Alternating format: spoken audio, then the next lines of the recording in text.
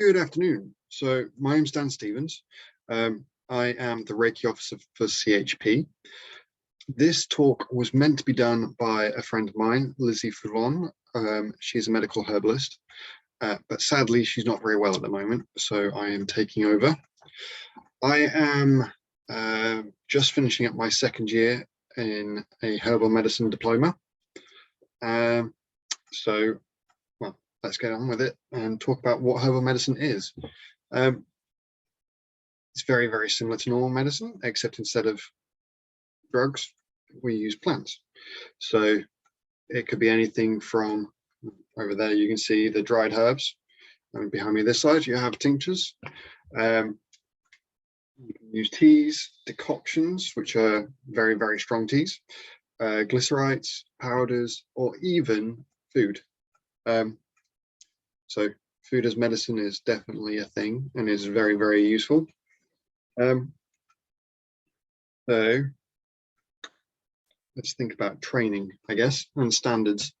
The training for herbal medicine used to be degree, then master's degree, but most universities have stopped funding herbal medicine programs now.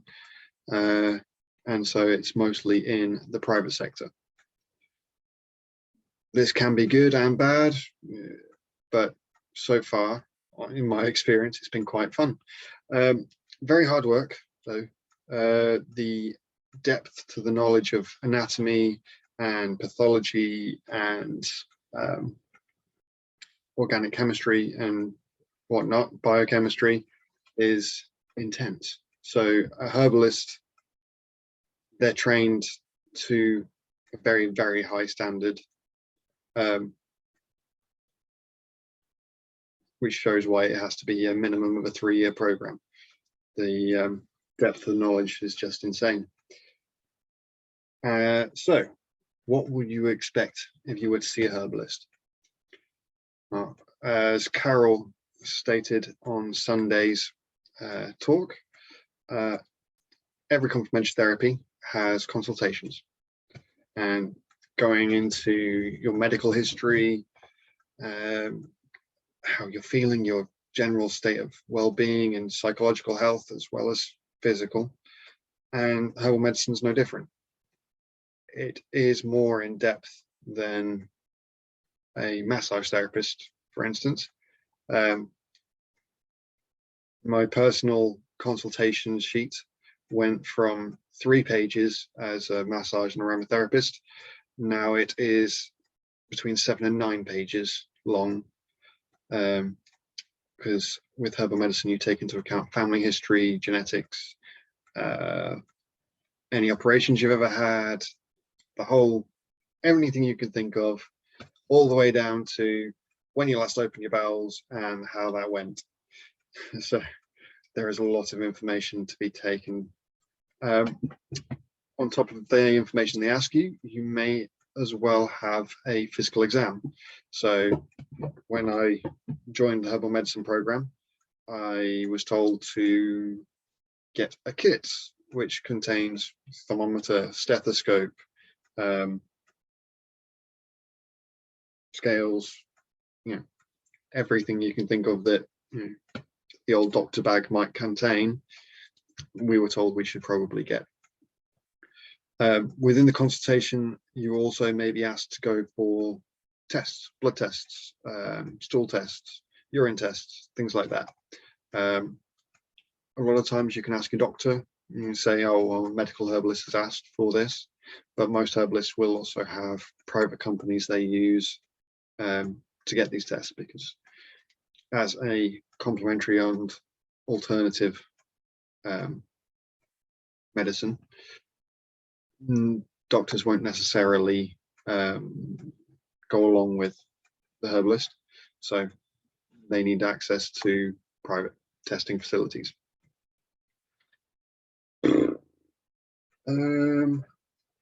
Generally speaking, you won't get your medicine there and then. It will be long, thorough consultation, and then the herbalist will go away and research. I'm just going to show you quickly If I get the chair out of the way.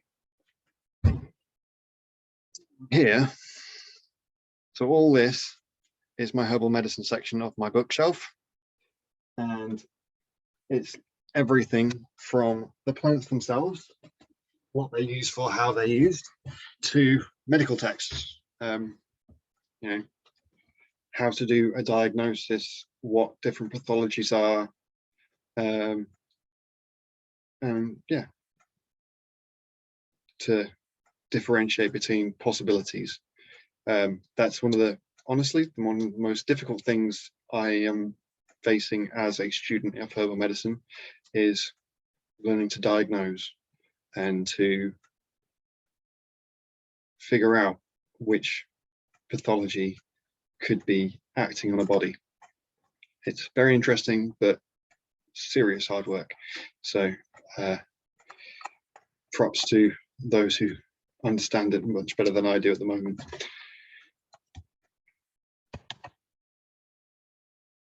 Okay, so now I've talked about that, let's talk about the different medicines. So as I mentioned before, teas, herbal teas are gentle but effective. I myself had to come up with a tea blend for myself when I was staying elsewhere, house sitting for a friend, and I just was feeling a bit anxious. So I had access to plenty of herbs and played.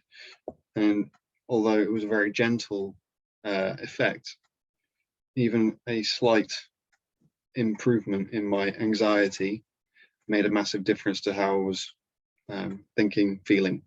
So teas are very effective. Moving on from that, we got decoctions, which is essentially a very, very strong tea. Almost, depending on the herb you use, it can almost be syrupy. So what's the proper word? Licorice, for example, Glycyrrhiza glabra. When you make a decoction from it, it becomes a very thick, brown, treacle-like substance, and it's very, very potent. So whereas a tea is gentle and calming in its action, the decoctions are much stronger. But because they are only herb and water, they don't last long. There's no preservative in there, so you have to use them quite quickly. Moving on from that, with preservatives, you've got tinctures. So all these behind me this side are tinctures. They are generally made with alcohol, varying strength depending on what plant or what part of the plant is being extracted. So for a root, you're probably going to find it's a stronger substance, stronger alcohol used to extract, whereas a flower or a leaf is much weaker. So for instance, back there, I know I have Crataegus, which is hawthorn, and that is a blended one for leaf and berry, or flower and berry, sorry. And that's only 45% alcohol. Whereas I also have some back there which were from roots, and they're usually around 65% alcohol. Generally speaking, they taste gross. So herbalists are always looking at ways of making sure people actually take the medicine they prescribe, because, well, you don't want to be taking something that tastes really nasty. But if it helps, it helps. So next on the list, we have glycerites, which are very similar to tinctures, but they use vegetable glycerin instead of alcohol. So they don't extract as much as the alcohol would, because they're not as, glycerin isn't as good as solvent as alcohol, but they are generally sweeter and are much more well tolerated taste-wise for children, for instance. You can also use dried herbs and powders, or powdered dry herbs, and these can be taken in capsules or smoothies, things like that. they are effective, but like teas, you're getting a smaller dose than you would if you were using an alcoholic extract. Another good way is food. So herbalists will almost always comment on your diet and nutrition. So potentially you may have low vitamin B, and so they will recommend lots of leafy greens and maybe even some specific ones and specific ways of using the plants in your cooking to get more of that in your diet and really improve everything that way.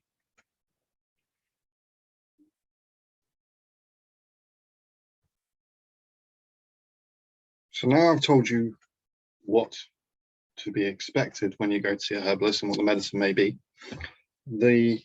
Another thing to look at would be why you'd go and see a herbalist.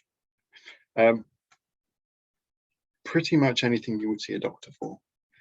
Obviously, broken bones, things like that, still, please go to the emergency department. But a herbalist can be very, very helpful. And if there's anything they feel is a red flag and needs allopathic medical attention, they will say, you need to go to a doctor now.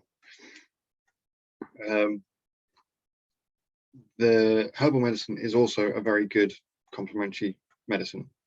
So I know several herbalists who specialize in cancer care. While they obviously can't give you chemotherapy, they can definitely help ease symptoms of the side effects of chemo, things like that. And then just, standard everyday issues. Like if you have a cold or a cough, I recently had COVID and normal cough medicine didn't do anything. But the cough mixture I have, the herbalist gave me, allowed me to be cough free for quite a while. So that was very, very appreciated. Herbal medicine can be very, very effective, especially if you continue with it. It's not a quick fix, as most things aren't. When things get fixed too quickly, it tends to just be masking the real root cause. And herbal medicine does tend to try and find the root cause of an issue and fix it, or at least help you to fix it,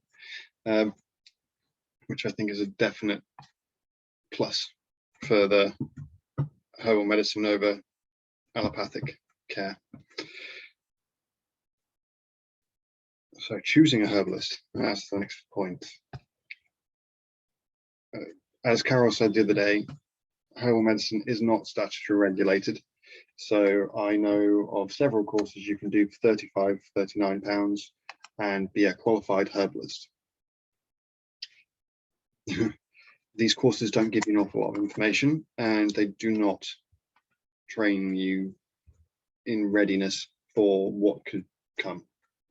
There was a case several years ago of a herbalist telling someone to come off their HIV medication and instead use lavender tea. And while lavender does have some antiviral properties, it's not going to be good enough to combat an infection like HIV. So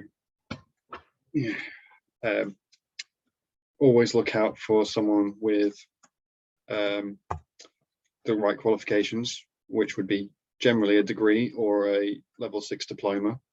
But also, more importantly, is their membership to professional associations. So the National Institute for Medical Herbalists, the College of Practitioners of Phytotherapy are both amazing associations and are very, very strict, just like CHP, with what they require for membership. Even as a student member, I had to persuade them that the course I was taking was good enough, and I needed a reference from a clinical trainer to get a student membership.